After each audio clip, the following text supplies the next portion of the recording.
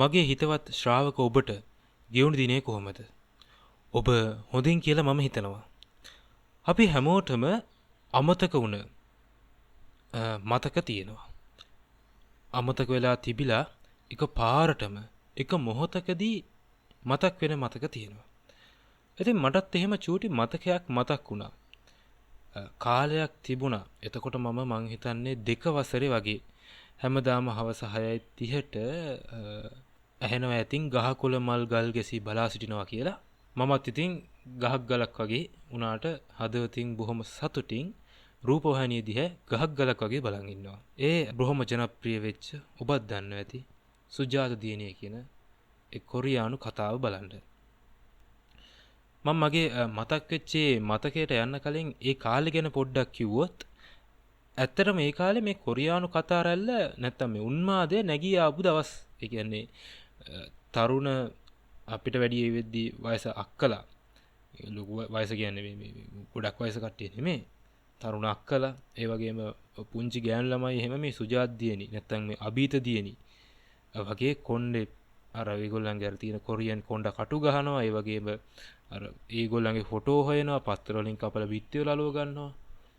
මේ හරිම බොහොම කාර්යබහුල කාලයක් තමයි ඔය සම්බන්ධයෙන් ඒ කාලේ.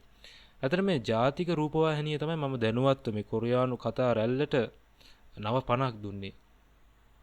ඔබ නිවැරදි කරන්න මම මගේ දැනුවත්කම අනුව ඔය ITN එකෙත් ෆුල් හවුස් කියන කොරියානු කතාව ඊට කලින් ඔය සුජාත දියණියට කලිනුත් විකාශය වුණා කියලා තමයි මට මතකයට හැටියට තියෙන්නේ. නමුත් ඒක එච්චර ප්‍රසිද්ධ වුණේ නැහැ ලංකාව තුල. මේ ජාතික රූපවාහිනිය හවස 6:00ට පටන් ගත්ත වැඩි තමයි දිගටම ඊට පස්සේ උන්මාදයක් දක්වාම මේ අපේ කට්ටියව ගෙනාවේ. කොහොම හරි මේ මගේ ඔය කොරියානු කතා රැල්ලේ ආව කතා වලින් මගේ ආසම කොරියානු කතා කිව්වොත් විශේෂයෙන්ම සුජාත දියණි, ඒගොම ඉසිවර වෙදදුරු, අභීත දියණි වගේ කතා තියෙනවා. ඉතින් අනිත් ඔය චීන කතා වලින් නම් මතකයි මට කිරිල්ලියෝ කියලා කතාවක් ගියා. ඒ වගේම තව මහා වානර මායවරුන්ගේ ලෝකයේ වගේ කතාව තමයි මගේ ප්‍රියතම උනේ. හැබැයි ඉතින් ඔය සේරම කතා වලින් ප්‍රියතම උනේ මොකද්ද කියලා අහුවොත් ඒ අර මේ අත්තටු නෑ ඒත් එයා ඉගිලී කියන ජපන් කාටුන් එක. ජපන් මේ ටෙලිනාට්‍ය කාටුන් එක නෙමෙයි සමා වෙන ජපන් ටෙලිනාට්‍ය. මම හිතන්නේ මගේ පළවෙනි පොඩ්කාස්ට් එකත් ඒ ජපන් ටෙලිනාට්‍ය ගැන තමයි දාලා තියෙන්නේ මීට අවුරුද්දකට කලින්. ඔබ ඒකත් කැමති නම් ශ්‍රවණය කරලා බලන්න. කොහොම හරි අද ඒකේ මේ සුජාත දියණි එකේ වෙච්ච සිද්ධියක් තමයි මම මේ කතා කරන්න යන්නේ. මොකද මට මේක එකපාර මතක් වුණා. ඊට පස්සේ මම මේ ගැන හෙව්වා. නමුත් මට ඒ වීඩියෝ එකවත් ඒක ගැන විස්තරයක් කිසිම දෙයක් නැවත හම්බ වුණේ නැහැ. අපි මගේ මේ මතකයට යන්න කලින් අපි මේ සුජාත දියණි ගැන පොඩ්ඩක් දැනගමු. මේ සුජාත දියණි නැත්තම් මේ කතාවේ ඇත්තනම දා ජැන්ග්යුම් මම හිතනවා මම උච්චාරණය කරා නිවැරදි කියලා. මේ කතාවට පාදක වෙන්නේ ඇත්තටම ජෝසොන් කොරියාවේ තිබ්බ ජෝසන් කියන රාජවංශයේ හිටපු චරිතයක්. ඒ රාජවංශයේ සමයේ හිටපු චරිතය. අපි චංගුමේ නැත්තම් මේ ජන් ගියුම් කියන්නේ එම රාජවංශයේ කියන්නේ ප්‍රථම රජුගේ පෞද්ගලික වෛද්‍යවරිය.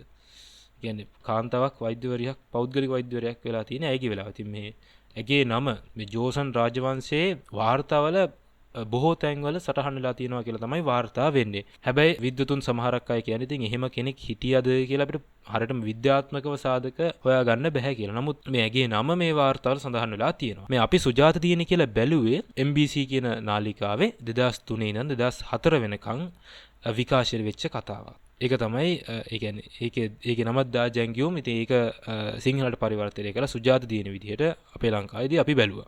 ඒ කාලේ ඉතින් අර ඒකේ තිබ්බ ඇඳුම් මෝස්තර සහ ඒකේ අර තිබ්බ පරිසරයේ වටපිටාව එක්ක ඉතින් ඔබටත් මතක් වෙද්දි හිතනවාදී ඒ කියන්නේ මගේ වයස මේ සමය එක්ක බැඳිච්ච කට්ටියට නිකන් ඒ කාලේ ඒ ප්‍රදේශයට ඒ සමයට ඒ කියන්නේ රාජවංශයට යන්න තිබුණා නම් කොහොමද කියලා පොඩි ආසාවක් හිතෙන්න ඇති. ඉතින් මට මේ තව දෙයක් මම මේ මගේ කතාවට යන්න කලින් මම දැන් අර මගේ දේ කතාව මතක් කරලා සිද්ධිය මතක් කරලා මේකේ හෙව්වනේ. ඊට පස්සේ මම මේකේ මේ ඔරිජිනල් එක කියන්නේ කොරියානු භාෂාවෙන් තියෙන ඒ කතාව පොඩ්ඩක් අහලා බලුවා කොටස් YouTube එකේ තිබුණා හින්දා.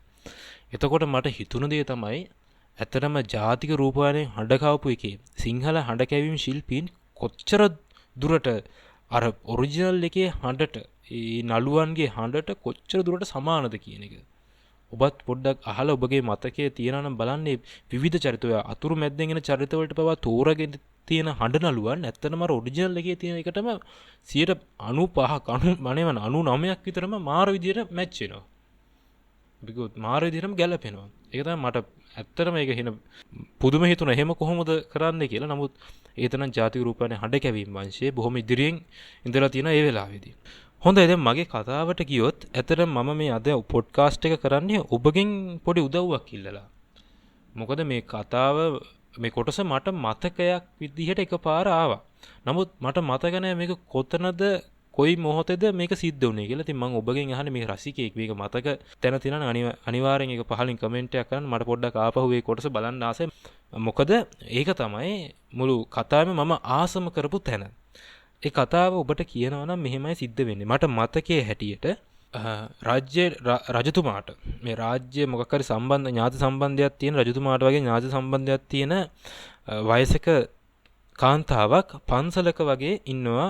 මම හිතන්නේ ඇයට මට මතක විදිහට රෝගයක් හරි මොකක් හරි වයස හේතුව හරි මරණාසන්න මොහොතක තමයි ඉන්නේ ඒ කාලය තුල. කොහොම හරි ඇය ආහාර හැමත් මට මතක විදිහට ගන්නෙ නෑ. නමුත් මේ චංගුමී යනවා මේ ඇය බලන්න. මට මතක විදිහට චංගුමීට දඬුවමක් විදිහටද මන්ත කොහොම හරි ඕක වැටෙන්නේ මට හරියටම නිශ්චයක් නෑ. කොහොම හරි චංගුමී ගියාට පස්සේ මේ ඇය කියනවා ඇයට ඕන කියලා මේ සහල් ජාතියකින් හදපු කැඳක්. ඒ කැඳ එක ඇය චූටි කාලේදී ඇගේ මට මතක විදිහට අම්මා හදලා දීලා පානය කරපු කැඳ එකක්. ඇයට ඉගෙන මතකයක් තියෙන. ඒ නැවත සැරයක් ඒ මතකය අලුත් කරගන්න මේක හොයනවා. නමුත් ඇයට ඒක හම්බ වෙලා නැහැ. අත්‍තරම දැන් මේ මාත් කරන්නේ පොඩි කාලේ වෙච්ච මතකයක් නැවත අලුත් කරගන්න කරන වැඩක් තමයි. ඒක කොහොම හරි චංගුමේ විවිධ සහල් ಜಾති මට මතක විදිහට මේකට පරීක්ෂා කරලා බලන නමුත් ඒකක්වත් සාර්ථක වෙන්නේ නැහැ. ඊට පස්සේ මේ අතරතුර මේ පන්සලම හරියේ මිනිස්සෙක් ඉන්න ටික වයසක වගේ මිනිස්සෙක් මේ එළියේ පැදුරක් දාගෙන හාල් වගේක් වේලනවා. කොහොම හරි ඇය සම වෙන මේ චංගුමී ඔහුත් සමග මිත්‍ර වෙලා කොහොම හරි මේ ඔහු වේලන හාල් වලින් මිටක් අරන් චංගුමී යනවා මේ ඒකත් ටෙස්ට් කරලා බලන වගේ තමයි මට මතක. කොහොම හරි ඒ හාල් జాතිය තෙත ගතිය තිබෙන චංගුමී මොකද කරන්නේ මේ කැඳ එක හදන්න මේක වේලන්න ඕන. ඒ ඉක්මනට මේක අර කබල්ලේ දාලා බැදලා වේලලා රත් කරලා වේලලා මේකෙන් කැඳ එකක් හදලා දෙනවා. වැඩේ කියන්නේ අර ඒකාන්තා බිව්වේ ගමන් කියනවා මේක තමයි මේ හාල. හැබැයි මේකේ රහාර මම පොඩි කාලේ බීපු විදිහට එන්නේ නැහැ මොකක් හරි වෙනසක් තියෙනවා කියලා. ඊට පස්සේ කල්පනා කරලා බලද්දි චංගුමීට වැටහෙනවා මේක මේ කබල්ලේ බැඳලා ඉක්මනට කරන්න ඕන දෙයක් නෙමෙයි. මේක මේ අවුවේ වේලලා ඒ ක්‍රමයට අනුව තමයි හදන්න ඕන කියලා. ඊට පස්සේ මට මතක විදිහට අර පුද්ගලයාගෙන් හරි චංගුමී නැවත හාල් වගේක් අරගෙන හරි නියම විදිහට වේලලා මේක කැඳ එක හදලා දෙනවා. ඔන්න ඊට පස්සේ ඒ වයසක කාන්තාව කියනවා මේක තමයි ඒ කැඳ එක කියලා. මට මතක විදිහට ඊට පස්සේ නොබෝ දිනකින්ම මිය යනවා වෙන්න ඕන කොහොම හරි. ඔන්න ඕක තමයි මගේ මතකයේ තියෙන මේ විස්තරය.